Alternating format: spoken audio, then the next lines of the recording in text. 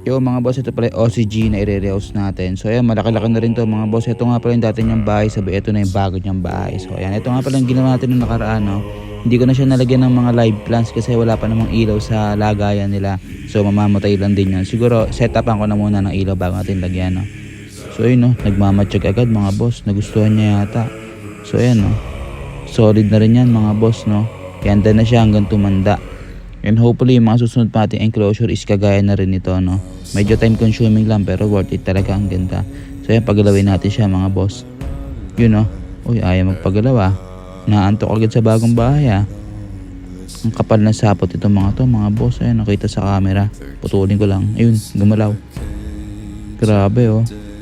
Ang laki na ni tropa mga boss. Kaso ayun nga lang, hirap pakainin. Napakatamad. So ayan mga boss, no. Solid na rin naman, no. So ayan, thanks for watching mga boss. Takpan ko na muna to.